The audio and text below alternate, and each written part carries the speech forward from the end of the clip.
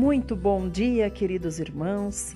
O maravilhoso Deus nos trouxe aqui, nos uniu aqui. E o Senhor Jesus está no meio de nós e quer falar conosco através da palavra. Hoje é dia 8 de julho de 2022. Estamos numa sexta-feira, mais uma semana que está se indo. Hoje nós vamos começar com o Salmo 6. O que o Senhor tem para nos dizer na porção da palavra de hoje? Começamos com súplicas durante a provação. Quem escreveu foi o nosso maravilhoso pai e exemplo, Davi.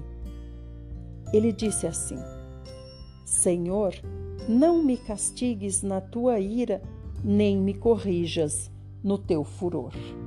Então já vamos parar aqui para observar que ele diz: não me castigues quando o Senhor estiver irado, nem me corrija quando o Senhor estiver no seu furor. Ele não está dizendo não me castigue e nem me corrija. Ele está dizendo apenas para não fazer isso quando o Senhor estiver irado. Tem piedade de mim, ó Senhor, pois estou perdendo as forças. Cura-me, Senhor, pois estremecem meus ossos. E a minha alma está extremamente apavorada. Até quando, Senhor? Até quando? Volta-te, Senhor, e liberta a minha alma. Salva-me por teu amor misericordioso. Porque entre os mortos não há adoração a ti.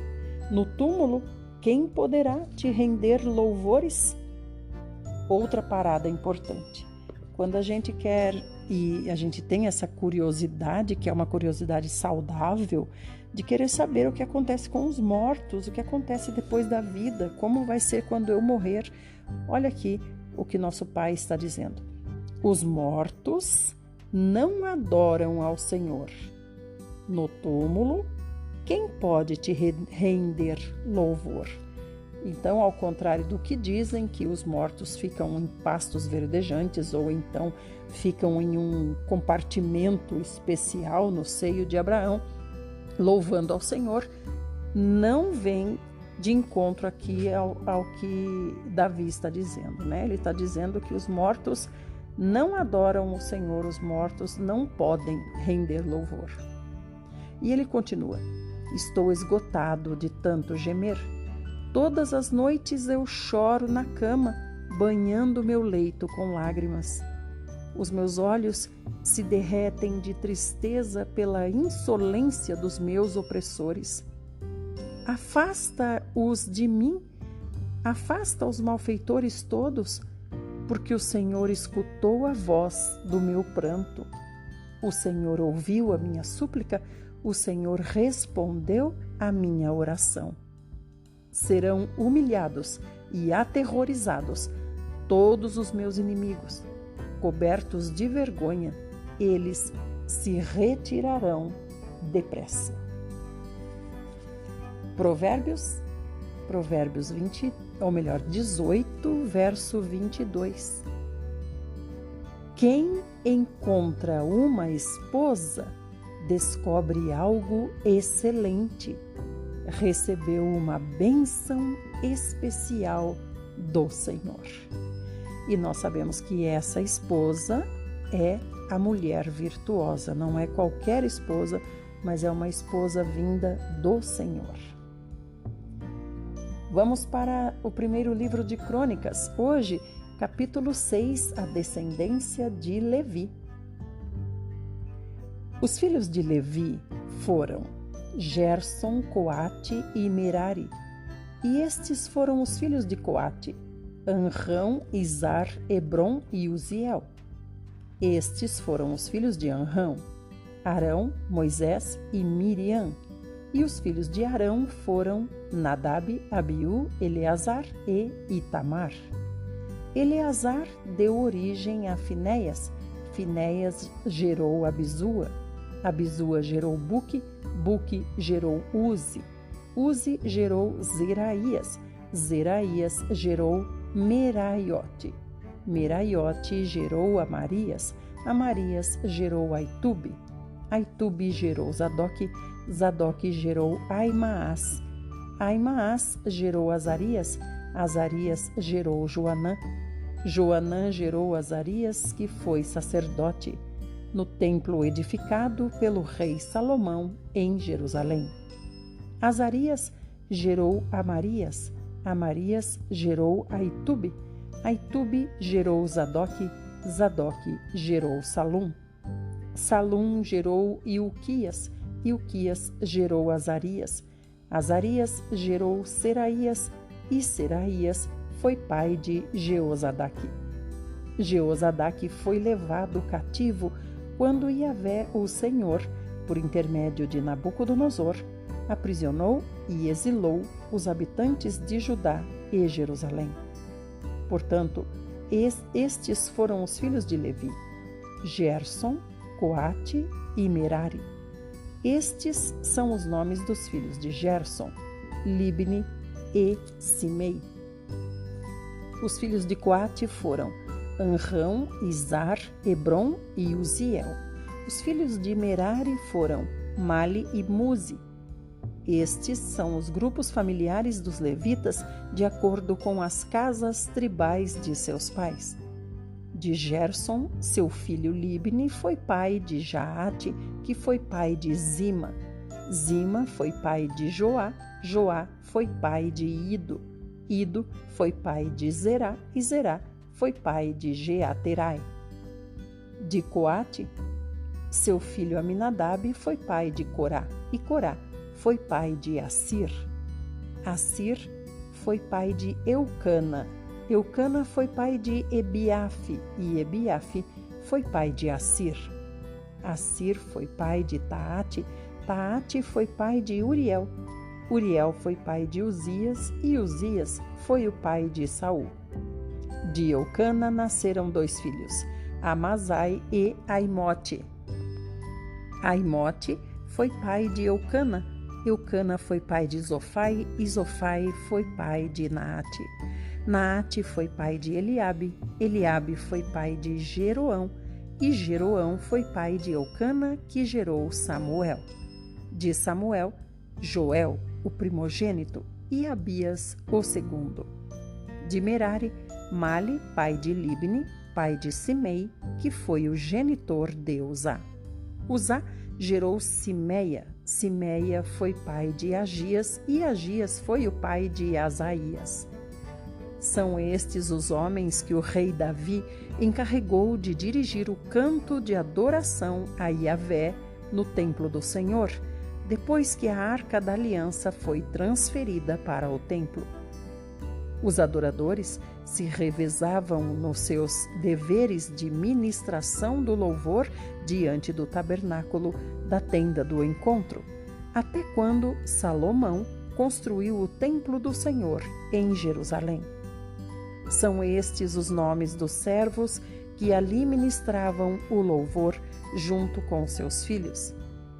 Do grupo de famílias de Coate, o músico Emã, filho de Joel, filho de Samuel, filho de Eucana, filho de Jeroão, filho de Eliel, filho de Toá, filho de Zufi, filho de Eucana, filho de Maate, filho de Amazai, filho de Eucana, filho de Joel, filho de Azarias, filho de Sofonias, filho de Taate, filho de Corá, filho de Izar, filho de Coate, filho de Levi, que fora filho de Jacó, Israel. À direita de Emã posicionava-se seu parente Asaf, regente do segundo coro, filho de Berequias, filho de Simeia, filho de Micael, filho de Baazéias, filho de Malquias, filho de Etne, filho de Zerá, filho de Adaías, filho de Etã, filho de Zima, filho de Simei, filho de Jaate, filho de Gerson, filho de Levi. Dentre os membros do grupo de famílias de Merari, à esquerda de Emã, posicionava-se seu parente Etã, regente do terceiro coro, filho de Quise, filho de Abde, filho de Maluque, filho de Asabias, filho de Amazias, filho de Ilquias, filho de Anze, filho de Bani, filho de Semer, filho de Mali, filho de Muzi, filho de Merari, que era filho de Levi. Seus colegas e parentes, outros levitas, tinham a responsabilidade de zelar por todo o serviço do tabernáculo, o templo de Deus. Contudo, Arão e seus descendentes eram os encarregados oficiais da apresentação das ofertas de incenso e dos holocaustos, os sacrifícios que eram completamente queimados no altar. Eles eram responsáveis por toda a adoração no lugar santíssimo e pelos sacrifícios de propiciação por meio dos quais Deus perdoava os pecados do povo de Israel, conforme tudo o que Moisés, servo de Deus, tinha ordenado. Estes foram, portanto, os descendentes de Arão, que foi pai de Eleazar, pai de Finéias, que foi genitor de Abisua, pai de Buque, pai de Uzi, que gerou Zeraías, pai de Meraiote, genitor de Amarias, que foi o pai de Aitube, pai de Zadoque, que gerou Aimaas.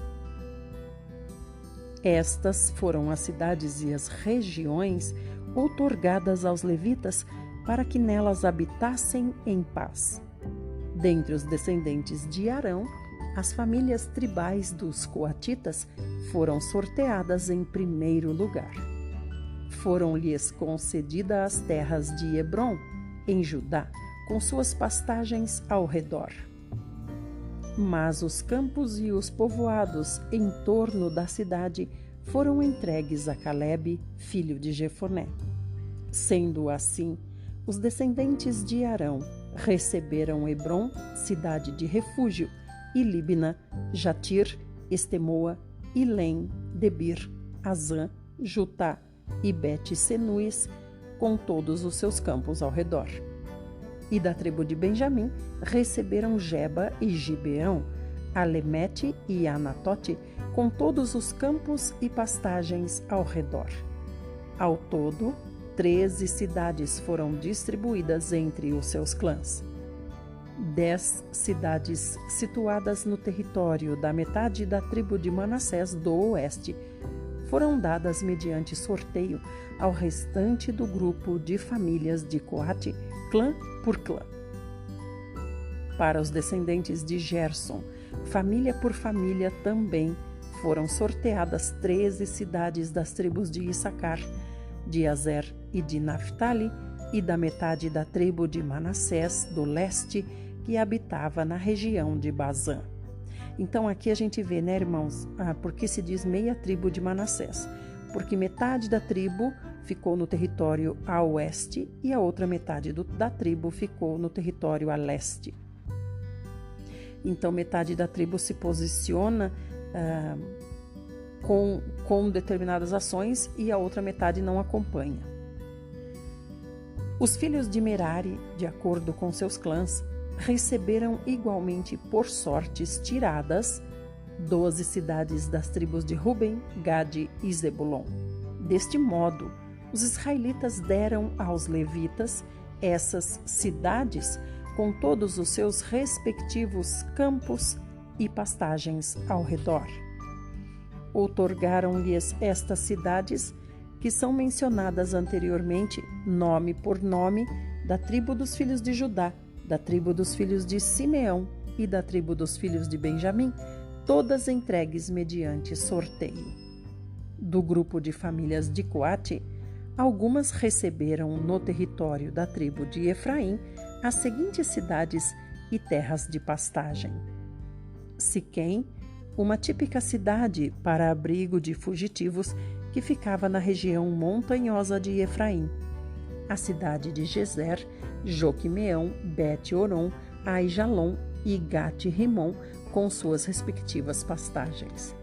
E no território pertencente à metade da tribo de Manassés do oeste, eles receberam as cidades de Aner e Bileão, com todas as terras de pastagens e campos que ficavam ao seu redor. Os filhos de Gerson, os gersonitas, receberam as seguintes cidades: do clã da metade da tribo de Manassés do leste, Golã, na região de Bazã, e Astarote, com todas as suas respectivas áreas de pastagens. Da tribo de Issacar, Quedes, Daberate, Ramote e Anem, com todos os seus campos ao redor. Da tribo de Azer, Mahal, Masal, Abdon, Ucoque e Reobe, com suas respectivas áreas de pastagens. Da tribo de Naphtali, Quedes, nas terras da Galileia, Ramon e Quiriataim, com todos os seus campos adjacentes. Ao restante dos filhos de Merari, os meraritas entregaram, da tribo de Zebulon, Rimono e as respectivas áreas de pastagens, e da tribo de Ruben, do lado oriental do Jordão, a leste de Jericó, deram Bezer, no deserto, bem como seus campos, Jaza e também suas respectivas áreas de pastagens, Quedemote e Mefaate, igualmente com seus campos e áreas de pastagens, e da tribo de Gade, Ramote, em Gileade, Maanaim, Esbom e Jazar, com todos os seus respectivos campos e pastagens.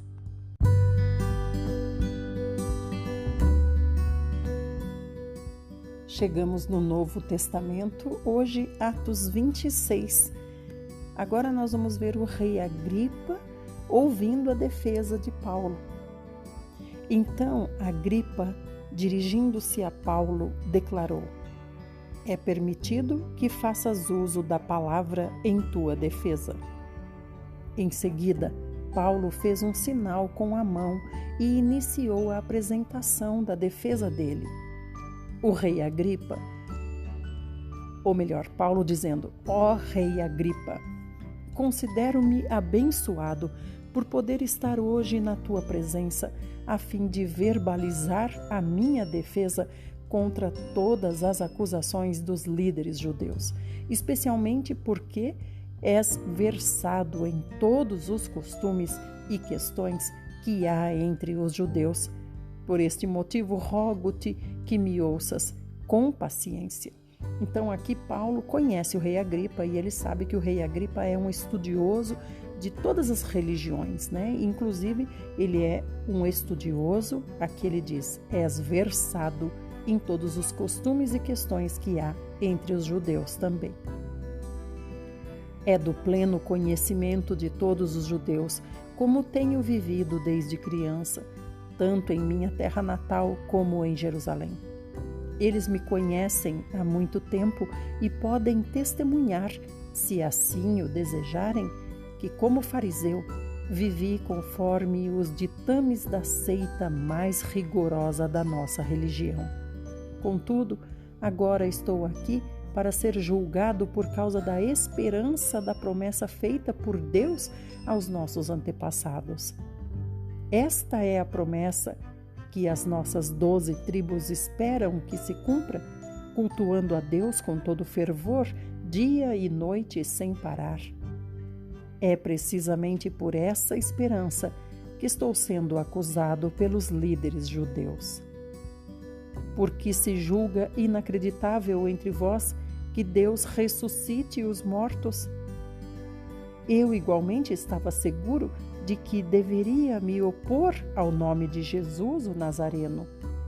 E foi exatamente assim que procedi em Jerusalém, havendo eu recebido autorização dos chefes dos sacerdotes, atirei muitos santos aos cárceres, e quando eram sentenciados à pena de morte, eu sempre dava meu voto contra eles. Várias vezes corri de sinagoga em sinagoga, com o objetivo de castigar os santos, e fazia de tudo para obrigar os santos a blasfemar. Em minha fúria obstinada contra os santos, atravessei terras estrangeiras para capturar os santos. Em uma dessas viagens, estava me dirigindo para Damasco com autorização dos chefes dos sacerdotes e por eles próprios comissionado. Entretanto, por volta do meio-dia, ó rei Agripa, estando eu a caminho, vi uma luz do céu muito mais brilhante do que o sol, resplandecendo em torno de mim e dos que caminhavam comigo. E caindo todos nós por terra, ouvi uma voz que me falava em aramaico: Saul, Saul, por que razão me persegues? Porquanto resistires ao aguilhão, só te causará sofrimento. Foi quando eu perguntei: quem és tu, Senhor? Ao que replicou o Senhor: eu sou Jesus, a quem tu estás perseguindo. Agora, pois, levanta-te e apruma-te em pé. Foi para isso que te apareci, para te converter em servo e testemunha, tanto das maravilhas que viste de minha parte, como daquelas que te manifestarei. Irei livrar-te deste povo e dos gentios para os quais te envio, para lhes abrir os olhos e os converteres das trevas para a luz e do poder de Satanás para Deus, a fim de que recebam o perdão dos pecados e herança entre os que são santificados pela fé em mim. Sendo assim, ó rei Agripa, não fui desobediente à visão celestial. Preguei em primeiro lugar aos que estavam em Damasco, em seguida aos que estavam em Jerusalém e depois em toda a Judéia e igualmente aos gentios, admoestando que se arrependessem e convertessem suas vidas para Deus, praticando obras que denotassem seu sincero arrependimento. E foi por isso que alguns líderes judeus me prenderam, estando eu no templo, e tentaram assassinar-me. Todavia, tenho sido agraciado com a ajuda de Deus até o dia de hoje, e por essa razão estou aqui e posso testemunhar tanto às pessoas simples como aos cultos e notáveis. Não estou dizendo nada além do que os profetas e Moisés nos advertiram que haveria de ocorrer. Ou seja, como Cristo deveria sofrer e como ele seria o primeiro que, pela ressurreição dos mortos, anunciaria luz a esse povo e, de igual modo, a todos os gentios. Todavia, enquanto Paulo apresentava sua defesa, o governador Festo interrompeu o discurso de Paulo e exclamou irritado: estás louco, Paulo? As muitas letras te fazem delirar. No entanto, Paulo argumentou: não estou enlouquecido, ó excelentíssimo governador Festo. Muito diferente disto, estou declarando palavras verdadeiras e em pleno juízo.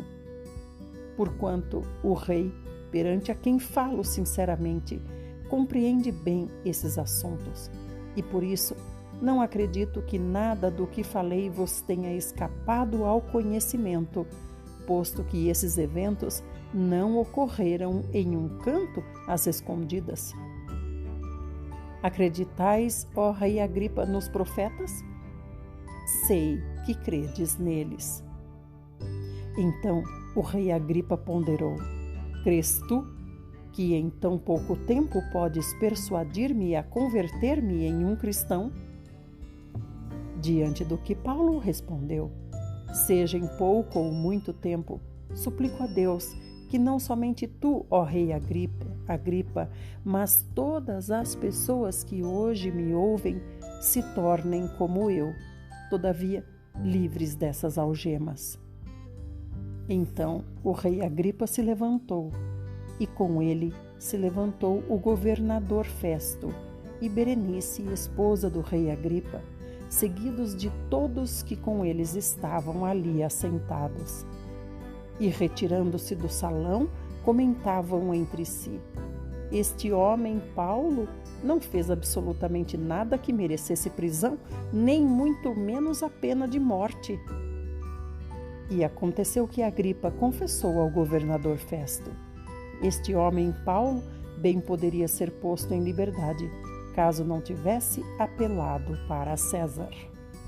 Então, amados irmãos, para se prevenir, né, para não ser levado de volta para Jerusalém pelo governador Festo, que é o que ia acontecer, Paulo apelou a César. Então ele vai ser encaminhado para o imperador César.